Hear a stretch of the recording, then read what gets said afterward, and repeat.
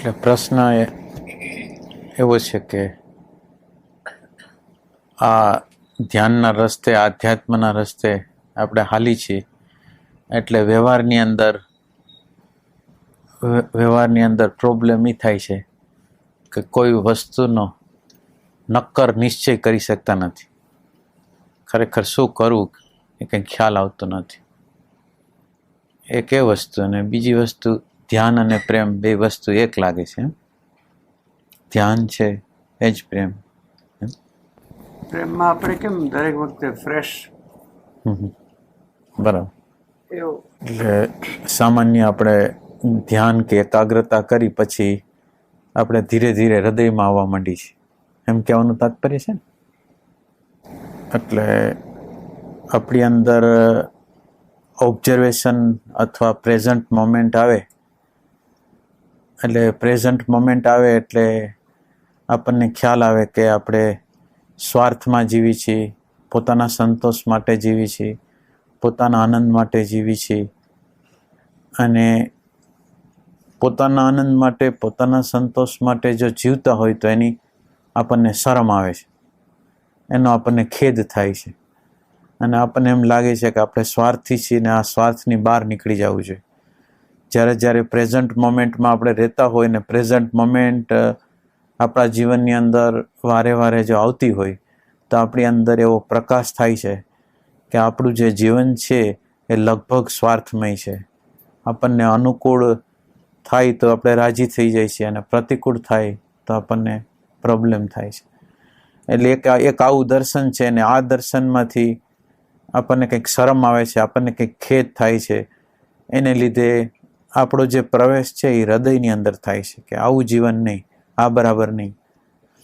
આ બરાબર નહીં એટલે પછી આપણી અંદર સેન્સિટિવિટી, પ્રેઝન્ટ મોમેન્ટ છે એ સેન્સિટિવિટીનો જન્મ કરે છે. પહેલી વસ્તુ તો એ બતાડે છે કે આપણે સ્વાર્થમાં જીવી છીએ, એક એનો ખેદ, અને એના દ્વારા એ પ્રેઝન્ટ મોમેન્ટમાં બીજા લોકોના ચહેરાઓ, બીજા લોકોના ભાવો એને આપણે બરાબર રીતે પ્રેઝન્ટ મોમેન્ટમાં હોય તો સમજી શકીએ છીએ, એટલે સેન્સિટિવિટી આવે.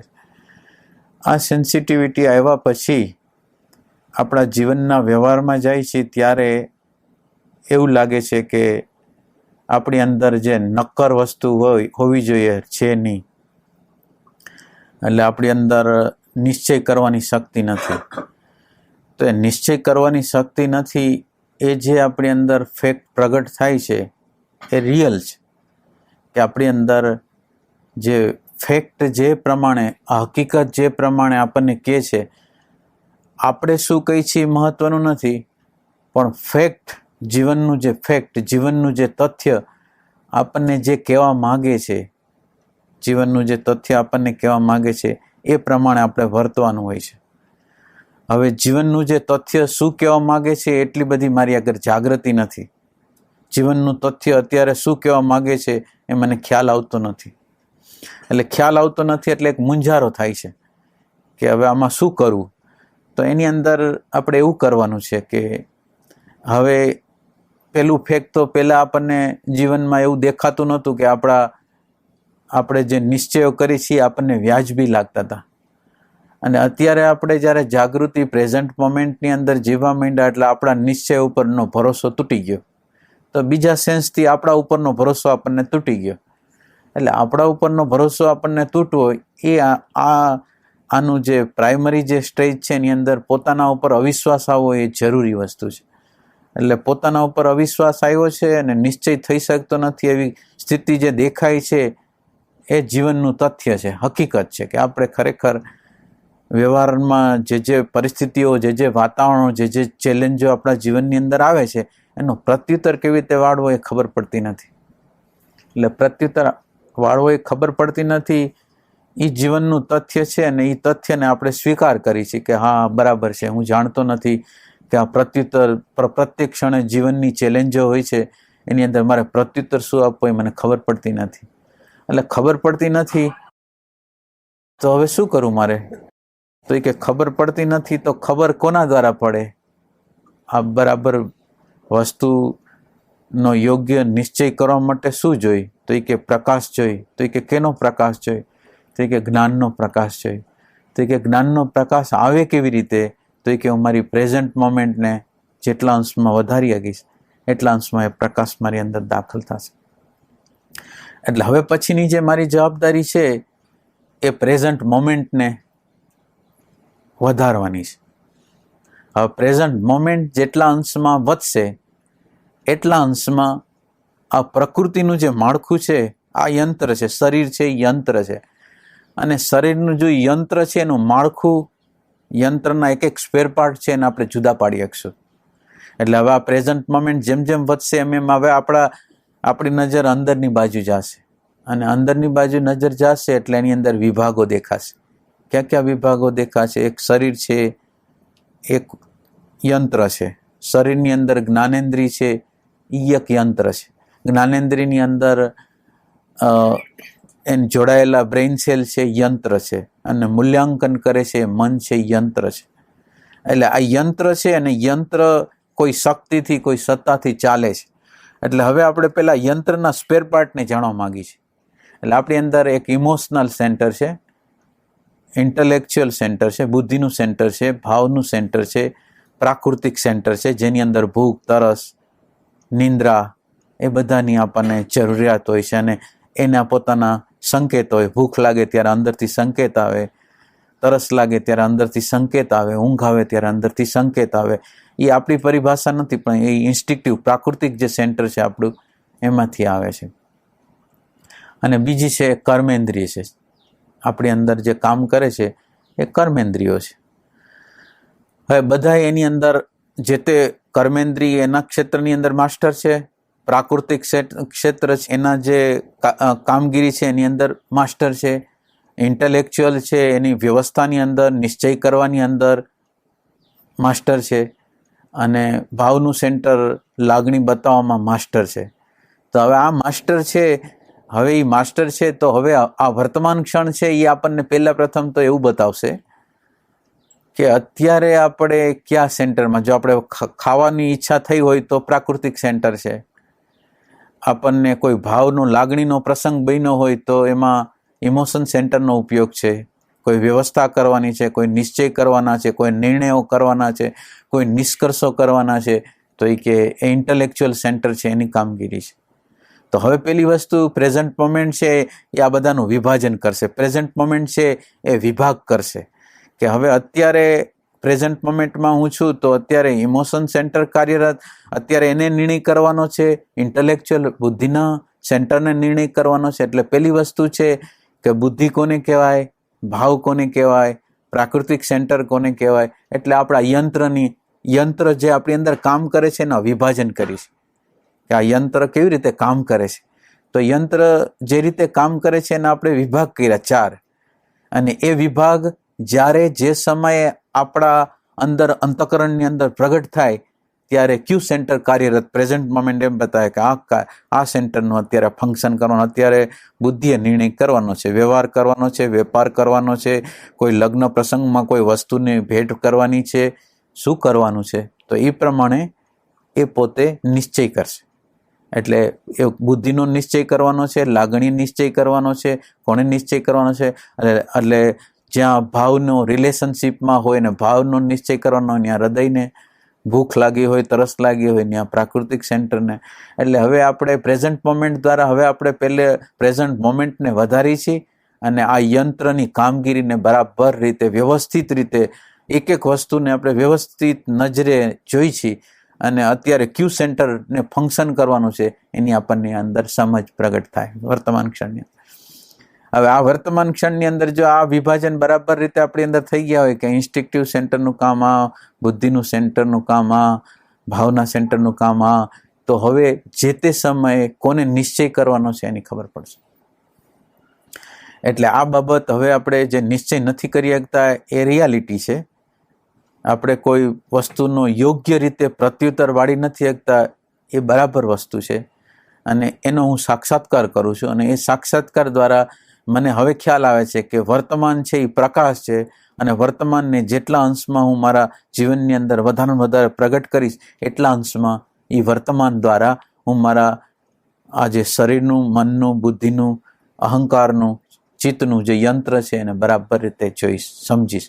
અને આ બરાબર રીતે જોવાનું ને સમજવાનું કામ કરી એટલે બુદ્ધિ અને હૃદય છે એ બેલેન્સમાં આવી જાય. બુદ્ધિ છે એ શુષ્ક ન થઈ જાય. જો આપણે જો વર્તમાનમાં હોય તો બુદ્ધિ શુષ્ક ન થાય અને ઇમોશન છે એ ભાવાવેશમાં ન આવે. એવી વસ્તુનું બેલેન્સ છે એ વર્તમાન દ્વારા, અવેરનેસ દ્વારા એનું ક્રિએશન થાય, સર્જન થાય. તો આ આપણે જે અત્યારે કરવાનું છે, એટલે પહેલો પ્રશ્ન છે એના સંદર્ભમાં આપણે હવે આપણો જે કરવાનું છે વર્તમાન છે એને પ્રગટ કરવાનું છે. ને વર્તમાન પ્રગટ થયા એટલું નહીં, મન દેખાય એટલું નહીં, વિચારો દેખાય એટલું નહીં, વૃત્તિ દેખાય એટલું નહીં, પણ હવે એના વિભાજન કરવાના છે કે અત્યારે આ જગ્યાએ કોનું ફંક્શન છે, હૃદયનું ફંક્શન છે કે બુદ્ધિનું ફંક્શન છે, પ્રાકૃતિક સેન્ટર, એને જુદા પાડવાના છે. અને એ જુદા પાડ્યા પછી જેનું ફંક્શન હોય એના ઓર્ડરને આપણે માનવાના છે. આપણને અત્યારે ભૂખ લાગી છે અથવા તરસ લાગી છે તો આપણે પ્રાકૃતિક સેન્ટર જે કહે છે એને માનવાનું છે. હવે ભૂખ અને તરસ લાગી નથી પણ ટેસ્ટફુલ વસ્તુને હું જોઉં છું અને મારું મન એમ કહે છે તું આ ખાઈ લે, તો એ જે ઓર્ડર આવે છે એ મનમાંથી આવે છે, બુદ્ધિમાંથી આવે છે, એટેચમેન્ટમાંથી આવે. તો એ કે હવે એ વસ્તુ આપણે એક્સેપ્ટ નથી કરવાની. આપણે જે એક્સેપ્ટ કરવાનું છે એ ઓર્ડર છે એ પ્રાકૃતિક સેન્ટર અત્યારે કાંઈ કહેતું નથી, ભૂખનું કહેતું નથી, તરસનું કહેતું, તો મારે ખવાય નહીં, મારે પીવાય નહીં, કારણ કે ઇન્સ્ટિંક્ટિવ સેન્ટર એની અંદર માસ્ટર છે. એટલે આ રીતે આપણે બધા સેન્ટરોને વર્તમાન દ્વારા જો પ્રકાશિત કરશું ને વર્તમાનમાં કયા સેન્ટરનું ફંક્શન છે એ ખબર પડશે તો ધીરે ધીરે બધા સેન્ટરો છે એ બેલેન્સમાં આવશે. કયા સેન્ટરનું કયું ફંક્શન છે એ બેલેન્સમાં આવશે. એટલે આપણે હવે કરવાનું છે આ વર્તમાનમાં જીવવાનું છે અને આ વર્તમાનની અંદર અત્યારે કયા પ્રકારનો વ્યવહાર છે એ વ્યવહાર પ્રમાણે કયા સેન્ટરે કાર્ય કરવાનું છે એનો નિશ્ચય કરવાનો. એટલે આ જો નિશ્ચય કરવાની ક્ષમતા જેમ જેમ વધતી જશે એમ પછી નિશ્ચયનો જે પ્રોબ્લેમ છે એ સોલ્વ થઈ જશે. એટલા માટે કે તથ્ય છે એ આપણા માટે, તથ્ય જે પ્રકૃતિનું અત્યારનું જે તથ્ય છે એ આપણા કરતાં, આપણી માન્યતા કરતાં, આપણી ધારણા કરતાં જીવનનું જે તથ્ય અત્યારે જે કહી રહ્યું છે, અને જીવનના તથ્યને આપણે ત્યારે સાંભળી શકીએ કે જ્યારે આપણી માન્યતાઓ, આપણી ધારણાઓ છે એને સાઈડમાં મૂકી દઈ તો. એટલે આપણી માન્યતા અને આપણી ધારણાઓને વર્તમાન દ્વારા સાઈડમાં મૂકી શકી તો તથ્ય છે એ આપણી અંદર પ્રવેશ કરે. અને તથ્ય આપણને અંદર પ્રવેશ કરે એટલે હવે આપણને નિશ્ચય કરવામાં તકલીફ નથી, કારણ કે આપણે આપણાપણું છોડી દીધું છે. એટલે આપણાપણું છોડી દીધું છે એટલે તથ્ય પોતે જ કહે છે કે તમે આમ કરો. તથ્ય કહે છે એટલે એનો અર્થ એમ થયો કે મારો એમ્પ્ટીનેસની અંદર તથ્ય શું છે એની ખબર પડે છે, અને તથ્ય દ્વારા શું સંદેશ છે એની મને ખબર પડે છે. એટલે આવી રીતે આપણે જો બરાબર રીતે વર્તમાનની અંદર જીવશું, બધા સેન્ટરો, બધા જે આપણા અંદરના યંત્રોની કામગીરીને વ્યવસ્થિત રીતે જાણશું અને અત્યારે કોનું ફંક્શન છે એનો બરાબર રીતે આપણા વર્તમાનના પ્રકાશ દ્વારા જો આપણને ખબર પડશે તો પછી આ પ્રોબ્લેમો ધીરે ધીરે આપણી અંદર શાંત થઈ જશે. અને બીજો પ્રશ્ન એવો છે કે ધ્યાન અને પ્રેમ છે, ધ્યાન જ પ્રેમ છે એવું લાગે છે. એટલે ધ્યાન જે શબ્દ છે એનો ધ્યાન એટલે ભાન. અને આપણા જીવનની અંદર આપણો જીવનની અંદર સવારથી સાંજ લગીનની કામગીરી જે આપણે જોઈ છે એની અંદર હાવ તાદાત્મ્યવાળી સ્થિતિ હોય છે. એટલે એમ કે બેહોશીની સ્થિતિ હોય છે. એટલે બેહોશીની સ્થિતિમાં માણસ લગભગ માનવ જાત છે એ લગભગ તાદાત્મ્યની અવસ્થામાં જીવે છે. અને આ તાદાત્મ્યની અવસ્થામાં જીવે છે એટલે ક્યારે કેવા પ્રકારનું કર્મ કરવું જોઈએ, કેવા પ્રકારનું બોલવું જોઈએ, કેવા પ્રકારનો વ્યવહાર રાખવો જોઈએ એનો ખ્યાલ આવતો નથી. એટલે આ ખ્યાલ આવતો નથી. એવો ખ્યાલ જેને આવે, આ ખ્યાલ કોઈ પણ વસ્તુ એટલે હાવ જીવનની અંદર સાવ અંધકાર છે એવું આપણને લાગે અને આ અંધકારની અંદર પ્રકાશની જરૂરિયાત છે એવું જેને લાગે એ લોકો ધ્યાનની શરૂઆત કરે કે જો મને અત્યારે હું શું કરું છું એનું મને ભાન નહીં પડે તો હું ગાંડા માણસમાં ખપી જઈશ. તો જે લોકો કંઈ પણ પ્રકારનો વ્યવહાર કરે છે અને એ વ્યવહાર કોણ, કેવી રીતે, કેમ કરે છે એનું જો ભાન ન રહે તો એ બેહોશી છે. તો હવે મારે જ્ઞાનનો જે પ્રકાશ છે એ પ્રકાશ એટલે ધ્યાન છે એ વર્તમાન છે, ધ્યાન છે એ ભાન છે. તો આ ભાનનો પ્રકાશ જેને સેવવાનું મન થયું, ભાનના પ્રકાશને પોતાના જીવનની અંદર પ્રગટ કરવાની જેને ઈચ્છા થઈ, એ પ્રેમ વગર ન થાય. એટલે જે લોકોની અંદર પ્રેમ તત્વ પ્રગટ થયું છે એ લોકો ધ્યાન કરે છે. પછી ધ્યાન ચાહે ભગવાનનું હોય તોય ભલે, ધ્યાન ચાહે અવેરનેસનું હોય તો ભલે, ધ્યાન ચાહે કોઈ પણ વસ્તુનું હોય, પણ ધ્યાનની અંદર ધ્યાનનો જે આપણે જે લક્ષ્ય હોય એ ચાહે ભગવાન હોય ચાહે આત્મા હોય, બધું સરખી જ વસ્તુ છે. કોઈ એને ભગવાનનું નામ આપે છે ને કોઈ એને આત્માનું નામ આપે છે. એટલે આ ધ્યાનની જે શરૂઆત કરે, ધ્યાનની જે કોઈ શરૂઆત કરે તો એનો અર્થ એમ થયો કે એની અંદર અસાધારણ પ્રેમ છે. એ જે સામાન્ય બેહોશ લોકો છે એવો નથી, પણ એની અંદર એવું તત્વ પ્રગટ થઈ ગયું છે કે એ જીવનને, બહારના જીવનને ઠીકઠાક કરવા નથી માગતો. બહારના વસ્તુઓ બધી ઠીકઠાક ભલે હોય, પણ અંદરના જે પોતાના રાગ છે, દ્વેષ છે, લોભ છે, ઘૃણા છે, પોતાની ચેતના છે, એને ઠીકઠાક કરવા ઈચ્છે છે. અને જે પોતાની ચેતનાને ઠીકઠાક કરવા ઈચ્છે છે એની અંદર પ્રેમ તત્વ હોય તો જ થાય. નકર આ બહારનો પ્રકાશ એટલો બધો જોરદાર છે કે બહારની વસ્તુ ઠીકઠાક કરી શકી, હું બરાબર છે એમ કહી શકી, પણ એવો પ્રકાશ આપણી અંદર નથી થતો કે આપણે બરાબર નથી, આપણા નિશ્ચયો બરાબર નથી, આપણા વ્યવહારો બરાબર નથી, આપણા સંબંધો બરાબર નથી, એવું આપણને લાગતું નથી. એટલે આ જ્યાં ધ્યાનનો પ્રકાશ પ્રગટ થાય છે, પ્રગટ કરવાની ઈચ્છા થાય છે, ત્યાં પ્રેમનું તત્વ હોય તો જ થઈ શકે. એટલે જેની અંદર અસાધારણ પ્રેમ હશે એ આ ધ્યાનમાં જવા મથશે. અને ધ્યાનમાં જવા દ્વારા એ બહારની વસ્તુને ઠીકઠાક કરતો નથી, પણ પોતાની અંદરની ચેતના જે રાગવાળી છે, જે દ્વેષવાળી છે, જે લોભવાળી છે, જે ઘૃણાવાળી છે, એનો પેલો સાક્ષાત્કાર કરે છે અને એમાંથી બહાર નીકળી જવા માટેનો પ્રયાસ કરે છે. એટલે ધ્યાન છે એ બીજા સેન્સમાં પ્રેમ તરફની જ ગતિ છે. ધ્યાન છે એ શું કરે છે તો એ કે આવરણોને બતાવે છે, આવરણોને બતાવે છે, અને આવરણોના મૂળ ક્યાં પડ્યા છે એ ધ્યાન બતાવે છે. અને આવરણોના મૂળ જો કપાતા જાય તો અંદરનું જે સાચું જે પ્રેમ તત્વ છે એ ધીરે ધીરે ધીરે પ્રગટ થતું જાય. એટલે ધ્યાન છે એ બિગિનિંગ છે અને પ્રેમ છે એની પૂર્ણતા છે. અને ધ્યાન છે એ પ્રેમની ચિનગારી છે. પ્રેમની એક એવી ચિનગારી છે કે અંદરના અંધકાર છે એને બાળી નાખશે. અંદરનો જે બેહોશીનો, રાગનો, દ્વેષનો, લોભનો, ઘૃણાનો જે અંધકાર છે એને કાપી નાખશે. એટલે આ જે ધ્યાન છે એ પ્રેમની ચિનગારી છે, અને ચિનગારી ધીરે ધીરે ધીરે ધીરે ધીરે ધીરે આપણી ચેતનાની અંદર જે અંધકાર છે એની અંદર આગ લગાડી દેશે અને એક જોરદાર રીતે પ્રકાશ કરી દેશે. એટલે ધ્યાન છે એની પરિપાક દશા એ પ્રેમાવસ્થા છે. એટલે ધ્યાન જેટલા અંશમાં પ્રગટ થાય છે એટલા અંશમાં પ્રેમનું તત્વ પ્રગટ થાય છે.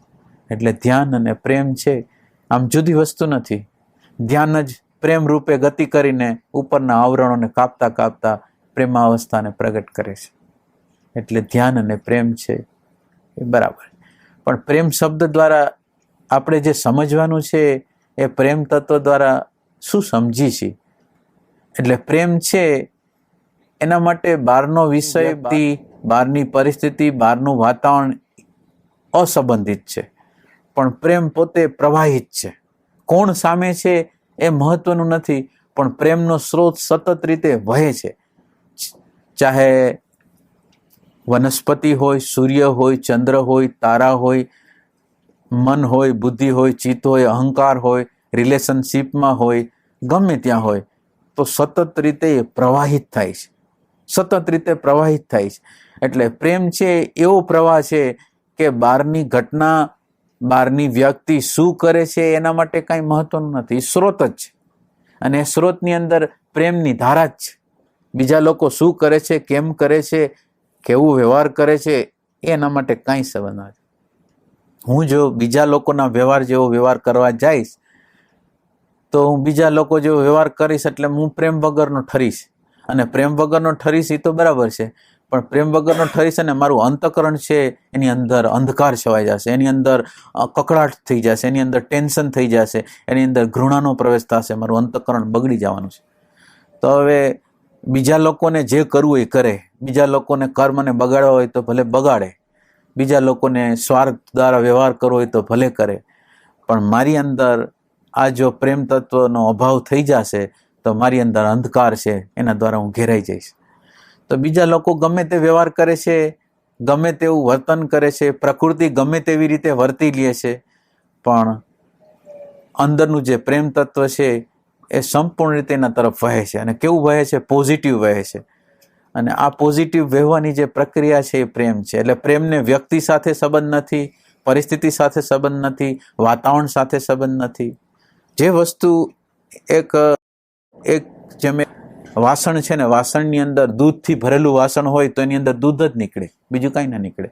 એમ જે તત્વની અંદર પ્રેમ જ પડેલો છે તો પ્રેમ જ નીકળે, બીજી કોઈ વસ્તુ ન નીકળે. જ્યારે રિએક્શન નીકળે છે તો એ રિએક્શન છે એ પ્રેમ નથી. એટલે આપણે જ્યારે પ્રેમની વાત કરીશું ત્યારે પ્રેમ કોઈ વ્યક્તિ તરફી, ભગવાન તરફી, કોઈ મોટી સત્તા તરફી એમ નહીં, પણ પ્રેમ એટલે વહેતી વસ્તુ છે. અને જે વહેતી વસ્તુ છે, જેમ સૂર્ય, ચંદ્ર, તારા, આકાશ, વાયુ, તેજ, જલ, પૃથ્વી જેમ બીજા માટે વહે છે એમ વહેવાની પ્રક્રિયા છે એ પ્રેમ છે. એટલે પ્રેમ છે એને કોઈ પિંડ નથી, એને કોઈ આકૃતિ નથી. પિંડ જો અહંકારનો પિંડ બની જાય, માન્યતાનો પિંડ બની જાય તો પ્રેમ તત્વને અટકાવી જાય. ધારણાનો પિંડ બની જાય તો પ્રેમ તત્વને અટકાવી દે. તો આ જે છે પ્રેમ જે છે એ પિંડ વગરની વસ્તુ છે, કોઈ મેટર વગરની વસ્તુ છે, જેની અંદર મેટરો સાથેનું કનેક્શન છે એને જોડ્યું નથી, પણ મેટર સાથેના કનેક્શન છે એને તોડે છે. માન્યતાનું મેટર છે એની સાથે સંબંધ છે તો એને તોડે છે. ધારણાનું જો મેટર છે એની સાથે જે જોડાયેલો છે એને તોડે છે. અહંકાર સાથે જોડાયેલો છે તો એને તોડે છે.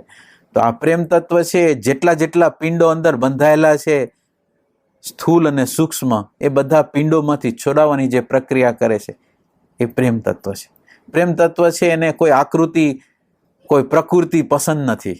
એટલે જ્યાં જ્યાં પ્રકૃતિ સાથેના તાદાત્મ્ય હોય ત્યાંથી આપણને છોડાવે છે. એ છે પ્રેમ છે. એટલે આ પ્રેમ તત્વને આ ધ્યાન છે એ પ્રગટ કરે છે.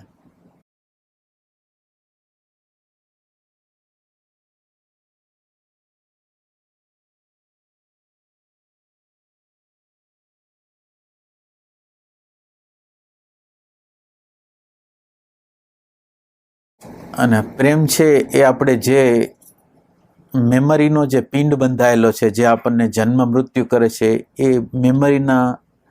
મેમરીનો જે મૂલ્યાંકનો છે, મેમરીને નષ્ટ નથી કરતું. મેમરીની અંદરના જે મૂલ્યાંકનો, જે જળ વસ્તુ પ્રતિ, જે દ્રશ્ય વસ્તુ પ્રતિ જે હોય છે ને, એનું વિસર્જન કરવાની પ્રક્રિયા એ કરે છે. એના મૂલ્યાંકનો, જેટલા ખોટા મૂલ્યાંકનો દ્રશ્ય વસ્તુને મળેલા છે, એટલા બધા દ્રશ્ય વસ્તુના મૂલ્યાંકનો છે એ ખેંચાઈ જાય છે.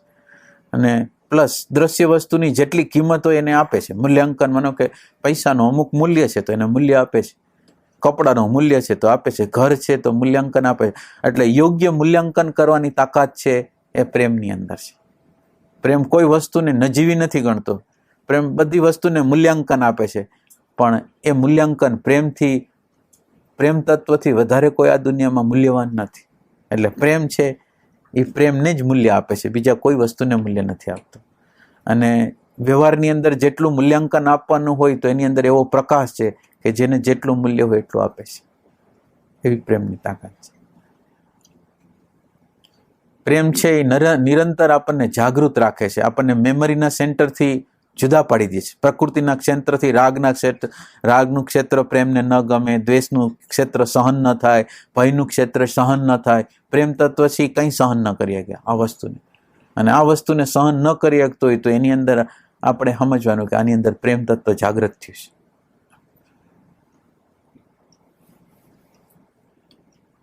પ્રેમ તત્વ છે એ નિરંતર સ્મરણ મારીએ, નિરંતર સુરતા મારીએ, કે પ્રેમની સાથે જ કનેક્શન મારીએ કે તો આપણે નિશ્ચય થાય કે આપણી અંદર પ્રેમ તત્વ છે. આપણી સુરતા જો દ્રશ્યની સાથે જોડાઈ જતી હોય, દ્રશ્યની સાથે તાદાત્મ્ય કરી લેતી હોય, મન સાથે, બુદ્ધિ સાથે, ચિત્ત સાથે, અહંકાર સાથે, તો પ્રેમ તત્વ એટલા અંશમાં ઓછું છે. અને જેટલા અંશમાં આપણે આ મનથી, બુદ્ધિથી, ચિત્તથી, અહંકારથી જેટલા અંશમાં જુદા પડે છે, જોવે છે, જાણે છે, પ્રકાશ કરે છે, એટલા અંશમાં એ પ્રેમનું તત્વ પ્રગટ થઈ ગયું છે એમ.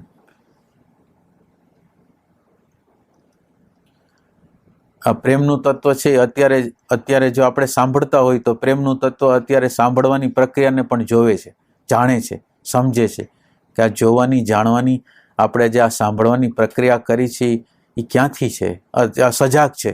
પ્રેમનું તત્વ જો આપણી અંદર અત્યારે પ્રગટ હોય તો એ સજાગ છે, અને એ સજાગતાની અંદર જોવે છે કે મારી ચિત્ત અત્યારે ક્યાં જાય છે, અત્યારે મારું ચિત્ત ક્યાં છે.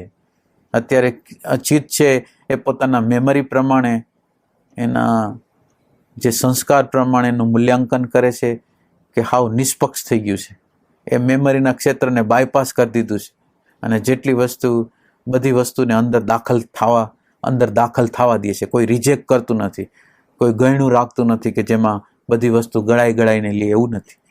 બધી વસ્તુને જેમને તેમ અંદર આવવા દે છે. એટલે પ્રેમનું તત્વ એટલું બધું એમ્પ્ટી છે કે એમ્પ્ટી તત્વ છે એટલે બુદ્ધિનું તત્વમાં જો આપણે જીવતા હોય, મનના તત્વની અંદર જીવતા હોય તો એ પોતે સિલેક્શન કરે કે આ બરાબર છે, આ બરાબર નથી, એટલે બધી વસ્તુને અંદર ના આવવા દે. અને બધી વસ્તુને અંદર ના આવવા દે એટલે આપણને જ ગેરફાયદો એ થાય કે આપણી અંદર 15,000 મિલિયન કે એના કરતાં વધારે સેલો આપણી અંદર છે, અને એમાં 5-10% જ ઉપયોગ આપણે એ મેમરી સેલનો કરી છે. તો એ કે શું કામ એને મેમરી સેલનો આટલો ઉપયોગ કરી છે? તો એ કે મેમરી સેલ એવું કરે છે, મેમરી એવું કરે છે કે પોતે જે જાણેલું છે, માનેલું છે એટલું જ સત્ય અને બીજું અસત્ય, એટલે અમુકને એક્સેપ્ટ કરે છે અને અમુકને રિજેક્ટ કરે છે. એટલે મેમરીનો જે સેલો, જે કોરા સેલો છે, ખાલી સેલો છે, એ વપરાતા નથી. તો કે વપરાય કેવી રીતે? તો કે પ્રેમનું તત્વ હોય તો એ શું કરે, કોઈ પણ વાત હોય, કોઈ પણ વ્યવહાર હોય તો એને અંદર આવવા દે રિજેક્શન વગર. તો એની હાર્ડ ડિસ્કની અંદર, મેમરી સેલની અંદર એ જમા થાય. અને જમા થાય કેવી રીતે જમા થાય? તો કે કોમ્પ્લિમેન્ટરી જમા થાય.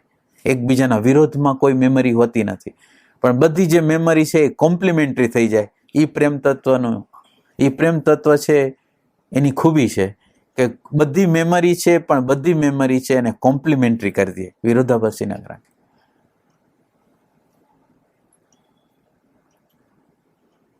અત્યારની જે આપણી મેમરી છે એ કોમ્પ્લિમેન્ટરી નથી.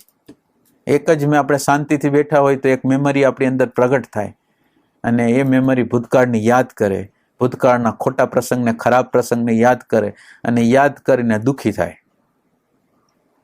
તો આ જે મેમરી છે એણે શું કર્યું? તો એ કે મેમરી ચાહે ક્રોધની હોય, ચાહે લોભની હોય, ગમે તે મેમરી છે, એ આપણે મેમરી છે પોતાનો કબજો લઈ લે છે, અને કબજો લઈ અને આપણી અંદર આંતર સંઘર્ષ કરે છે. એટલે કોમ્પ્લિમેન્ટરીને બદલે વિરોધી. એક બાજુ કોઈ માણસ ઉદારતા કરવા જાય તો લોભની વૃત્તિ આવીને એમ કે હવે બસ, નકર આપણા માટે કાંઈ નહીં રહે. હવે લોભ કરવા જાય તો ઉદારતાની વૃત્તિ સામે આવીને એમ કે નહીં, બહુ ઉદારતા કરશો તમારું શું થશે? ક્રોધ નથી કરતા તો એ કે જો હું ક્રોધ નહીં કરું તો માણસ જીવવા નહીં દે, અને ક્રોધ કરું છું તો કે ક્રોધ ખરાબ છે. એટલે આ બધી મેમરી જે આપણી અંદર પડેલી છે એ વિરોધાભાસી મેમરી છે, અને આપણને જ એ મેમરી આપણને જ હેરાન કરે છે.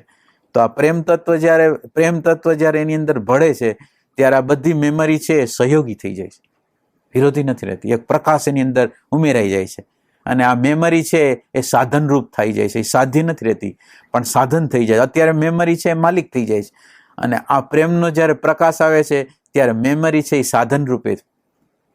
તો સાધનનો આપણે કેવો, છરી છે તો એનો ઉપયોગ શાક સુધારવામાં કરાય, પ્રકાશ છે તો એનો ઉપયોગ શેમાં કરાય? તો એ કે સારું વાંચન કરવામાં કરાય.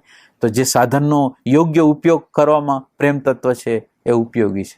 એટલે પ્રેમ તત્વ જેટલા અંશમાં આપણી અંદર આવશે એટલા અંશમાં આપણું જે મેમરી, આપણું જે વપરાયેલી જે સ્મૃતિઓ, બ્રેઇન સેલ છે એનો ઉપયોગ થશે, એની અંદર લર્નિંગ પ્રોસેસ થશે, અને સતત રીતે શીખવાની પ્રોસેસ થશે, અને આપણી મેમરીના જે મૂલ્યાંકનો છે એનું વિસર્જન થવાની પ્રક્રિયા થશે.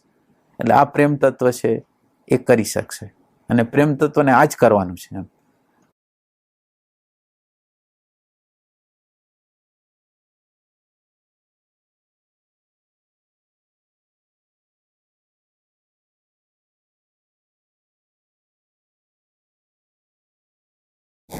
આપણે અંદર જોઈએ છીએ તો એનું આમ એની પાકી ખબર કેમ પડે કે અંદર જોવો જ છું? કલાક બેઠા હોય કે અડધી કલાક તો વિચાર એ ચડી ગયો, એની અંદર ખબર જ કેમ પડે કે આ જોવા વાળો છે? એટલે પહેલી વસ્તુ આપણે એવું કરવા માંગીએ છીએ કે આપણે આ જોવાની જે પ્રક્રિયા કરી છે એ શું કામ એને કરી છે.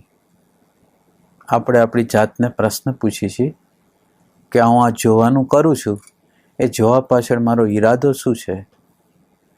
હવે આપણો અત્યારે પરિસ્થિતિ એવી છે કે આપણે કોઈ એવા વાતાવરણમાં જઈ ચડ્યા છીએ, કોઈ આશ્રમમાં જઈ ચડ્યા છીએ, કોઈ સંત આગળ જઈ ચડ્યા છીએ, કોઈ પુસ્તક વાંચ્યું છે, કોઈ કેસેટ સાંભળી છે, અને એના દ્વારા તમે જાગૃતિ કે ઓબ્ઝર્વેશન કરવા માગતા હો. એટલે એક એવો સંદર્ભ છે કે આપણે આપણી જાતને હવે પ્રશ્ન કરી છીએ કે હું કંઈ બહારથી હિપ્નોટાઇઝ થઈ ગયો છું, જેમ વિષયોથી બહારના પૈસા પ્રતિષ્ઠાથી જેમ હિપ્નોટાઇઝ થઈ જવાય એવી રીતે હું આ બધી જાગૃતિ દ્રષ્ટાપણા આ શબ્દ દ્વારા હું હિપ્નોટાઇઝ થઈ ગયો છું અને બહારના ડેટા મને પ્રેરિત કરે છે જાગૃતિ રાખવા માટે. એ પ્રશ્ન મારી જાતને હું કરું છું અને ઈમાનદારીથી હું અંદર જાઉં છું અને પૂછું છું કે ખરેખર આવી વસ્તુ છે કે આ બધી બહારથી આવેલી વસ્તુ છે.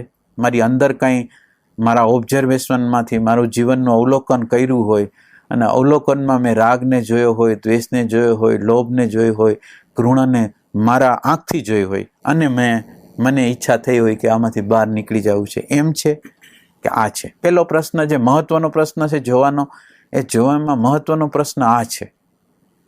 એટલે આપણે જે વાતાવરણમાં કોઈ હમણાં શેરબજારની વાત કરતો હોય તો શેરબજારમાં આવી જાય, બીજી કોઈ પોલિટિક્સની વાત કરતા હોય તો પોલિટિક્સની, સગા સંબંધીની વાત કરતા હોય તો સગા સંબંધીની, એમ અધ્યાત્મની વાત થતી હોય તો આધ્યાત્મની વાતોમાં આપણે ફસાઈ ગયેલા છીએ અને એ આધ્યાત્મની વાતોમાં આવી ગયા છીએ અને એ પ્રમાણે આપણે દ્રષ્ટાપણું જો રાખવા મતતા હોય તો એનું પરિણામ છે એટલે એ જે જોશે એ નિરીક્ષક જોશે. અને પાછો એ નિરીક્ષક કેવો છે કે એને કંઈ જોતી નથી, રાગને કાઢવો નથી, દ્વેષને કાઢવો નથી, લોભને કાઢવો નથી, ઘૃણાને કાઢવો નથી, પણ એને પાછલા બાયણેથી કોઈને કોઈ પ્રકારના પ્રકૃતિની વસ્તુ જોઈ છે, પાછી માન જોઈ છે, પાછલા દરવાજેથી મોટાઈ જોઈ છે, કોઈ વિષયો જોઈ છે, કંઈક જોઈ છે. એટલે હવે આપણે આપણી જાતને પ્રશ્ન પૂછીએ છીએ કે આમાં તો આપણે આવતા નથી ને. હવે આ પ્રશ્ન એવો છે કે આપણે આમાં જો આ પ્રકૃતિની ડિમાન્ડ હશે ને, અંદરનું અવલોકન ન હોય ને, અવલોકન દ્વારા આપણને પ્રતીતિ આપણા જે અત્યારે જે આપણું અંદરનું જે અંતઃકરણનું માળખું છે એ જીવવા લાયક નથી. રાગવાળું, દ્વેષવાળું, લોભવાળું, ઘૃણાવાળું, અજ્ઞાનવાળું, અંધકારવાળું, કોઈ પ્રશ્નથી ગભરાતું મન છે અને આવા ગભરાતા મન છે એનો આપણે સાક્ષાત્કાર કરેલો છે. અને જો સાક્ષાત્કાર કરેલો હોય અને હું એમાંથી બહાર નીકળવા માંગુ છું તો પછી આ જે નિરીક્ષક અત્યારે જે પેદા થાય એ નિરીક્ષક પેદા થાય. પણ આ એક નિરીક્ષક એવો નિરીક્ષક કે જેને પ્રકૃતિની વસ્તુ પાછલા બારણેથી ગમે છે અને આપણા જે અચેતન મનનું બધું લોડ છે એના ઉપર પડેલો છે. અને એક એવી વસ્તુ છે કે વર્તમાન દ્વારા મેં આ બધી વસ્તુને પશુતાથી માંડીને બધા સંસ્કારોને મેં જોયા છે, જોઉં છું વર્તમાન દ્વારા અને મને નિશ્ચય થઈ ગયો છે હું રાગવાળો છું, દ્વેષવાળો છું, લોભવાળો છું, અજ્ઞાનવાળો છું, ભયવાળો છું ને મારે કાઢવો છે. એની તીવ્ર ઝંખના છે અંદર. તો આ તીવ્ર ઝંખના છે ને, એટલે હવે આ તીવ્ર ઝંખના છે એ જ મહત્વનો પોઈન્ટ છે. આ તીવ્ર ઝંખ હવે કોણ જોવે છે એ ન્યા પોઈન્ટ છે. હવે આ તીવ્ર ઝંખનાવાળું જે વસ્તુ છે ને એ તમારી અંદર હશે ને તો આ નિરીક્ષક છે ને એ જમ્પ લગાવી શકશે. નિરીક્ષક છે એ નિરીક્ષક એવો નિરીક્ષક છે કે જેની અંદર સંપૂર્ણ રીતે પ્યાસ છે અને રાગ, દ્વેષ, અજ્ઞાન, ભયમાંથી બહાર નીકળી જવાની ઝંખના છે. તો આ ઝંખનાવાળો જે જોવે છે એ જુદું જ જોવે છે. એ જે જોવે છે એમાં ક્વોલિટી હાવ જુદી જોઈ છે. અને એવી ક્વોલિટીવાળો જે જ્યારે હોય છે ત્યારે એની અંદર પ્યાસ હોય છે અને એને આ જે જગ્યા જીવા જેવી નથી લાગતી એટલે તીવ્ર રીતે બહાર નીકળી જવાની ઝંખના હોય છે. એટલે આ ઝંખના છે ને એની અંદર અવેરનેસના તત્વને આમંત્રણ આપે છે અને ક્ષણ બે ક્ષણ કોઈ ઘણા સમયે પ્રેમ જોરદાર રીતે હોય તો આ તત્વ આપણી અંદર પ્રગટ થાય છે. અને આ તત્વ પ્રગટ થાય, પ્યાસ પ્રગટ થાય પછી જે આપણો જે બધી દિશા હોય ને રાઈટ જ હોય.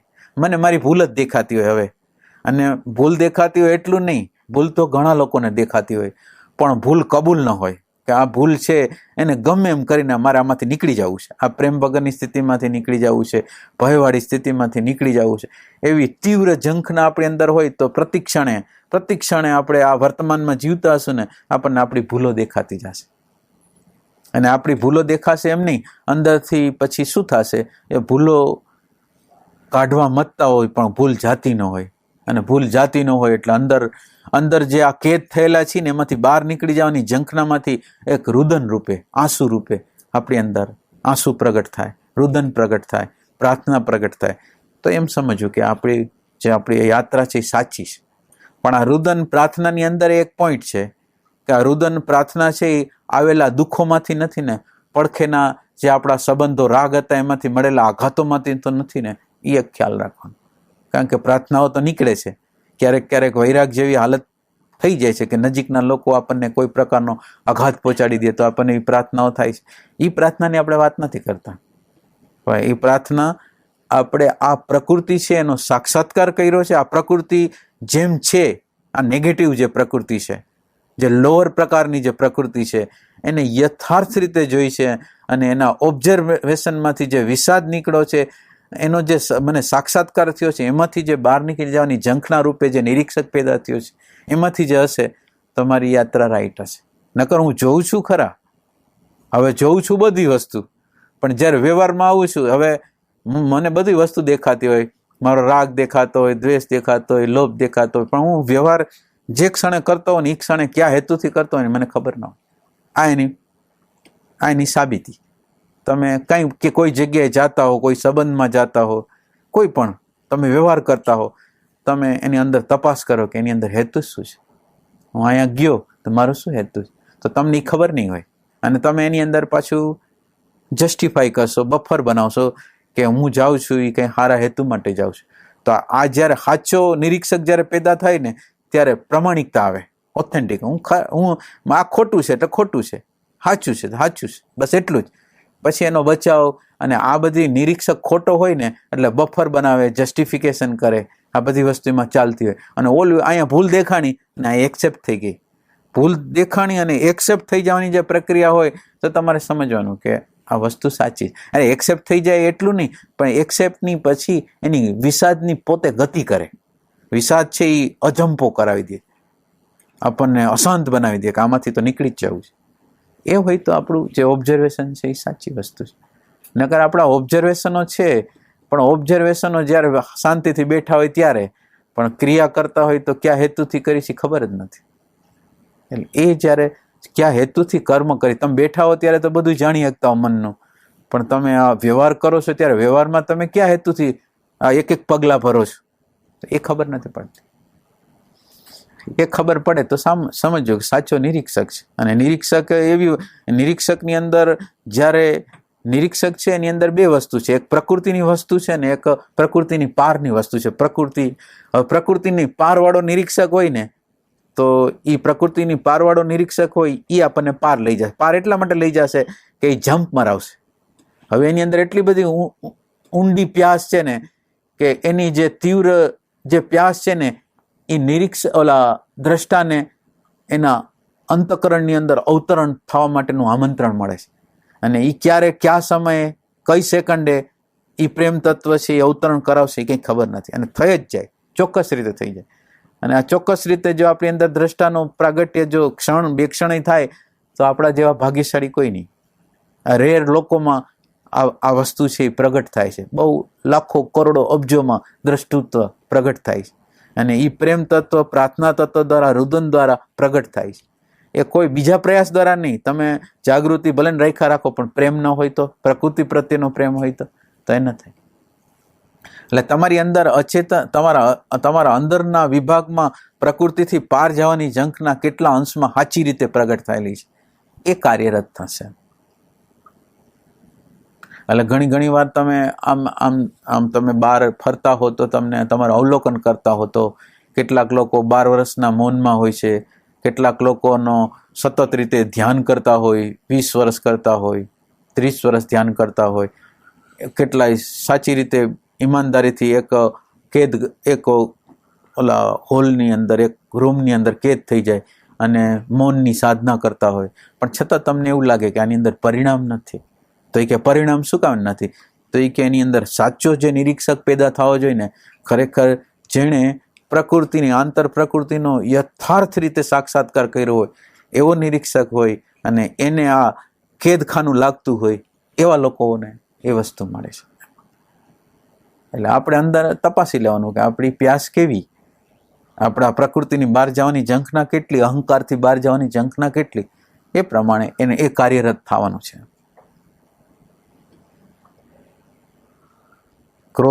ક્રોધનો અણગમો તમને કેટલો, ક્રોધ તમને પોસાય નહીં એવું કેટલું છે, લોભ પોસાય નહીં એવું કેટલું છે, સ્વાદ પોસાય નહીં એવું કેવું છે, તમારી તાટસ્થતાનો ભંગ તમને થાય ને તમને ખરાબ લાગે કે હું એક પક્ષમાં આવી ગયો, બરાબર નથી, મારું તાટસ્થ્ય ગયું, એવા તાટસ્થ્ય પ્રતિ પ્રીતિ કેટલી છે, એટલા અંશમાં એ આપણી અંદર જે દ્રષ્ટા છે એ પ્રગટ થશે. એટલે અત્યારે આપણું જોવાની પ્રક્રિયા છે એ લગભગ પ્રકૃતિમાંથી હોય છે, એટલે પછી પરિણામ જે જોઈએ એ નથી મળતા.